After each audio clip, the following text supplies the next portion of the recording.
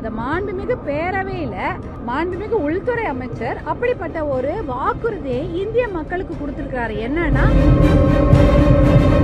அதிகமான மக்களை சந்தித்து அவர்களுடைய குறைகளை தீர்ப்பார்கள் என்பதற்காக தான் இந்த தொகுதி மறு சீரமைப்பு பண்றதுக்கு நாங்க ஆதரவு தெரிவிச்சிருக்கோம். குறிப்பாக அனைவருக்கும் வணக்கம். இன்று தமிழக சட்டமன்றத்தில் தொகுதி சீராய்வு மறு சீராய்வு பற்றிய ஒரு விவாதம் எழுந்தது. அதில் பார்த்தீங்க என்றால் 39 பாராளுமன்ற உறுப்பினர்கள் தான் இப்போ இருக்கிறாங்க. அதற்கப்புறம் தொகுதி மறு சீராய்வு செய்யும் பொழுது நமக்கு அதிகப்படியான பாராளுமன்ற உறுப்பினர்கள் கிடைக்க மாட்டாங்க அப்படின்ற ஒரு மிகப்பெரிய ஒரு சந்தேகத்தை எடுத்து வைத்து கொண்டிருந்தார்கள். ஏனென்றால்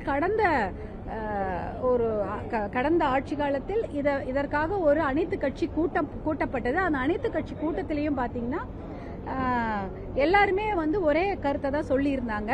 மறுசீராய்வு செய்யும் பொழுது மக்கள் தொகை கணக்கெடுப்புக்கு ஏற்ற மாதிரி மறுசீராய்வு செய்தா தென்னக மாநிலங்கள்ல எம்பிக்களுடைய எண்ணிக்கை குறைஞ்சிரும் அப்படின்ற ஒரு விஷயத்தை தான் சொல்லியிருந்தாங்க. அது நிஜமாவே கவலைக்குரிய விஷயம் தான். ஏனென்றால் பாப்புலேஷன் ஸ்டெபிலைசேஷன் என்ற அந்த ஒரு விஷயத்துல தென் மாநிலங்கள் ரொம்ப ஒரு தென் மாநிலங்கள்ல ஒரு ஸ்டெபிலைசேஷன் வந்திருக்கிறது. ஆனா எப்படி டிஎஃப்ஆர் சொல்லுவாங்க, டோட்டல் ஃபெர்டிலிட்டி ரேட்னு ஒன்று இருக்கு. தென் மாநிலங்களை பொறுத்த வரைக்கும் கேரளா, தமிழ்நாடுல 0.6 0.7% தான். அதாவது ஒரு குடும்பத்துல ஒரு குழந்தைக்கும் கம்மி என்ற மாதிரி. அதுவே வட மாநிலங்கள்ல டிஎஃப்ஆர் டோட்டல் ஃபெர்டிலிட்டி ரேட் பாத்தீங்கன்னா 3.5%. அதாவது 3 குழந்தைகளுக்கும் மேல ஒரு குடும்பத்துல இருக்கலாம். அப்படி இருக்கும்பொழுது பாப்புலேஷன் ஸ்டெபிலைசேஷன் என்ற அந்த கணக்கெடுப்பு படி பாத்தீங்கன்னா தென்னக மாநிலங்களில் குறைவான பாப்புலேஷன் இருக்கிறதாகவும், அதனால அவங்களுடைய அவங்களுடைய எண்ணிக்கை ரெப்ரசென்ட் பண்ணும் பொழுது கம்மியா இருக்கும் அப்படின்னு ஒரு அச்சம் இருக்கிறது. ஆனா பாத்தீங்கன்னா பாராளுமன்றத்தில் கடந்த முறை டிஸ்கஷன் வரும்போது நம்முடைய இந்திய மாண்புமிகு ஹோம் மினிஸ்டர் அவர்கள் பாராளுமன்றத்திலேயே ஒரு அஷூரன்ஸ் கொடுக்கிறார். அவர் பாராளுமன்றத்தில் என்ன சொல்றாரு, எந்த மாநிலம் பயப்பட தேவையில்லை, அக்ராஸ் த போர்டு 50%, அதாவது எல்லாருக்குமே தமிழ்நாடா இருந்தாலும் சரி, கேரளாவாக இருந்தாலும் சரி, யூபியா இருந்தாலும் சரி, பீகார், மகாராஷ்டிரா யாரா இருந்தாலும் சரி 50% அவங்களுடைய எம்பிக்களுடைய எண்ணிக்கை கூட்டப்படும் அப்படின்றதான் அவங்க சொல்லியிருந்தாங்க. அதுதான் நமக்கு அதுதான் நம்ம முக்கியமா பார்க்கணும். ஏன்னா ஒரு on the floor of the house அதாவது நம்ம என்ன சொல்றோம், அது ஒரு மாண்புமிகு பேரவை அப்படின்னு சொல்றோம். மாண்புமிகு பேரவைனா அந்த பேரவையில உட்காந்து நம்மளால ஒரு உண்மைக்கு புறம்பான தகவல்களை சொல்ல முடியாது. அந்த மாண்புமிகு பேரவையில மாண்புமிகு உள்துறை அமைச்சர் அப்படிப்பட்ட ஒரு வாக்குறுதியை இந்திய மக்களுக்கு கொடுத்திருக்கிறாரு. என்னன்னா, எல்லாருக்குமே 50% அவங்களுடைய பாராளுமன்ற உறுப்பினர்களை அதிகப்படுத்தி கொடுப்போம்னு தான் சொல்லியிருக்கிறாரு. அதை தான் நம்ம கருத்தில் கொள்ள வேண்டும். அப்படி 50% அதிகப்படுத்தி கொடுத்தாங்கன்னா கண்டிப்பாக தமிழ்நாட்டுக்கு 39ல இருந்து 40 பாதி 20ன்றது கணக்குல பாத்தீங்கன்னா 59 எம்பிங்க வருவாங்க. 59 எம்பிங்க வந்தாங்கன்னா இந்த சட்டத்தோடய சேர்த்து இன்னொரு சட்ட மசோதா கொண்டு வராங்க. 33% மகளிர் இடஒதுக்கீடு கொடுக்கப்படும் எல்லா மன்றங்கள்லயும். அப்படி பாத்தீங்கன்னா 20 பேர் மகளிர் எம்பிக்கு வருவாங்க தமிழ்நாடுக்கு. நீங்க எம்பியை மட்டும் பார்க்காதீங்க, லெஜிஸ்லேட்டிவ் அசம்பிளி நம்மளுடைய தமிழக சட்டப்பேரவையில் அது அப்படியே இன்க்ரீஸ் ஆகும். 234 இன்னைக்கு இருக்கிறோம். பிளஸ் அதுல பாதி பர்சன்ட் 50% 117 எம்எல்ஏக்கள் அதிகமா வருவாங்க. அந்த 117 எம்எல்ஏக்களும் மகளிர் எம்எல்ஏக்களா இருப்பாங்க, மகளிர் சட்டமன்ற உறுப்பினர்களா இருப்பாங்க. ஏன்னா 1/3 அதானே அர்த்தம். அப்ப 351 எம்எல்ஏக்களும் அதுல 117 பெண் எம்எல்ஏக்களும் தமிழ்நாட்டில் வருவாங்கன்றதுதான் இதோட அர்த்தம். ஏன்னா டெல்லியில எது நடக்குதோ அதுதான் இங்கே நடக்கும். டெல்லியில 50% அக்ராஸ் த போர்டு எல்லா மாநிலத்துக்கும் எம்பிக்கள் இன்க்ரீஸ் பண்றாங்கன்னா தமிழ்நாட்டில அதே போல 50% எல்லா எம்எல்ஏக்களை இன்க்ரீஸ் பண்ணுவாங்க, அதிகப்படுத்துவாங்கன்றதா அர்த்தம்.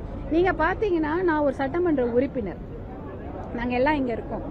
நாங்க பாத்தீங்கன்னா எங்களுடைய தொகுதியில சராசரியா 2.5 லட்சம் பேரு ஓட்டு போடுறவங்க இருக்காங்க. ஆனா 0ல இருந்து 18 வயசுக்குள்ள இருக்கிறவங்க அது ஒரு 75,000-50,000 பேர்னா 3.25 லட்சம் பேர்ல இருந்து 3.5 லட்சம் பேர் நாங்க ரெப்ரசன்ட் பண்ணி தான் இங்க வந்திருக்கிறோம். 3.5 லட்சம் பேருடைய குறைகளையும் நான் கேட்கணும். அவங்களுடைய குறைகளை நான் தீர்த்து வைக்கணும். அதுதான் என்னுடைய வேலை. அதே போல பல ஊர்ல 5 லட்சம் பேர் இருப்பாங்க. பல ஊர்கள்ல பாத்தீங்கன்னா 5 லட்சம் பேர் வந்து அந்த பகுதியில அந்த சட்டமன்ற தொகுதியில இருப்பாங்க. 5 லட்சம் பேருடைய குறைகளையும் ஒரு சட்டமன்ற உறுப்பினர் கேட்டு அவங்களுடைய குறைகளை நிவர்த்தி செய்ய வேண்டும். இதுதான் அவங்க வேலை. எங்க ஊர்ல எல்லாம் பாத்தீங்கன்னா 350 400 கிராமங்கள் இருக்கிறது. நான் ஒரு கிராமத்துக்கு ஒரு நாள் போய் உட்காந்து குறை கேட்டேன்னா கூட வருஷத்துக்கு அந்த கிராமத்துக்கு நான் ஒரு முறை தான் போக முடியும், இல்ல 2 வருஷத்துக்கு ஒரு முறை தான் அந்த கிராமத்துக்கு போக முடியும். அதனாலதான் அந்த குறை வரும் பாருங்க. ஒரு எலெக்ஷன்ல போய் கேட்கும் பொழுதும் நீங்க என்னமா எலெக்ஷனுக்கு ஓட்டு கேட்க வரீங்க, அடுத்த முறை ஏன் வரல, இப்ப திருப்பி ஓட்டு கேட்க தானே வரீங்கன்னு சொல்லுவாங்க. ஏன்னா அவ்வளோ கிராமங்களையும் திருப்பி போய் நீங்க போய் எல்லா நாளும் கிராமங்கள் போயிருந்தா கூட வருஷத்துக்கு ஒரு முறை தான் அந்த ஒரு கிராமத்துக்கு நம்மளால போக முடியும். தொடர்ந்து 365 நாள் போனா கூட. அப்படி இருக்கும் பொழுது ஒரு தொகுதியில ஒரு கிராமத்துக்கு அந்த சட்டமன்ற உறுப்பினரோ வந்து ஒரு முறை தானோ இல்ல மொத்தமாவே 5 வருடங்கள 2 முறை தான் போக முடியும். அப்ப வந்து உங்களுக்கு வந்து சேவை செய்கிற அந்த வாய்ப்பு கொஞ்சம் கம்மியா தான் இருக்கும். யாரா ஒன்றிய செயலாளரோ மாவட்ட செயலாளரோ போய் பார்ப்பாங்க. அப்ப பாராளுமன்ற உறுப்பினருடைய கஷ்டத்தை பாருங்க. 6 சட்டமன்ற தொகுதி இல்ல 5 சட்டமன்ற தொகுதி இருக்கும். அவங்க கிட்டத்தட்ட 15 லட்சம் 20 லட்சம் 25 லட்சம் அவர்களுடைய வாக்காளர்கள் அங்க உறுப்பினர்கள் இருப்பாங்க. எல்லாருடைய குறைகளே அந்த எம்பி தீர்த்து வைக்கணும். அவர்களுக்கு வந்து ஒரு பில்டிங் கட்டி கொடுக்கணும், ஆபீஸ் கட்டி கொடுக்கணும், இல்ல நிறைய விஷயங்கள். எம்பியோட வேலைன்னா வெறும் சட்டத்தை ஏற்றுவது மட்டுமே வேலை கிடையாது. நிறைய விஷயங்கள் எம்பிக்கள் செய்ய வேண்டி இருக்கும். அதனால வந்து இன்னைக்கு அதுவும் அதனாலதான் நிர்வாக வசதிக்காக இதை பிரிப்பது என்பது ரொம்ப நல்லது. ஒரு 5 லட்சம் பேருக்கு 10 லட்சம் பேருக்கு ஒரு எம்பி வருவாங்க, ஒரு 2 லட்சம் பேருக்கு ஒரு சட்டமன்ற உறுப்பினர் வந்தாங்கன்னா இன்னும் கொஞ்சம் வேலை. நிர்வாக வசதிக்காக இதை செய்யலாம். இப்ப சென்னை மாநகராட்சி இருக்கு, எல்லாருக்கும் தெரியும் அது எவ்வளவு பெருசா இருக்கு. அதனாலதான் தாம்பரம்னா ஆவடின்னு பிரிச்சாங்க இல்லையா? அப்படி பிரிக்கிறதுனால உங்களுக்கு மேயர் துணை மேயர் நிறைய பேர் இருக்காங்க. எதுக்காக? இந்த வேலையெல்லாம் தங்குதடை இல்லாம நடக்கணும்ன்றது. அதனாலதான் இது மாதிரி அதிகமான சட்டமன்ற உறுப்பினர்களும் அதிகமான நாடாளுமன்ற உறுப்பினர்களும் வருவாங்க. அதிகமான மக்களை சந்தித்து அவர்களுடைய குறைகளை தீர்ப்பார்கள் என்பதற்காக தான் இந்த தொகுதி மறு சீரமைப்பு பண்றதுக்கு வந்து நாங்க ஆதரவு தெரிவிச்சிருக்கோம். குறிப்பாக ஆதரவு தெரிவிப்பது 33%. அதுல 117 பெண் எம்எல்ஏக்கள் வருவாங்க, 20 மகளிர் நாடாளுமன்ற உறுப்பினர்கள் தமிழ்நாட்டில இருந்து வருவாங்க என்ற காரணத்திற்காக தான் இந்த தொகுதி இந்த மறுசீராய்வு இந்த விஷயத்துக்கு நாங்க வந்து ஆதரவாக இருக்கிறோம். அதனாலதான் இந்த தீர்மானம் இப்ப அவசியம் இல்லை. ஏன்னா பிசினஸ் பத்தி பார்த்திருக்கோம். இப்ப பாராளுமன்றத்துல பிசினஸ் போட்டிருக்காங்க. பிசினஸ்ல அதை பத்தி எதுவுமே வரல. அதாவது இன்னைக்கு நாங்க அதை பற்றி பேச்சிருக்கோம், இல்ல நாளைக்கு அதை பற்றி பாராளுமன்றத்துல நாங்க வந்து விவாதிக்க போறோம் அப்படின்னு அந்த பிசினஸ்ல வரல.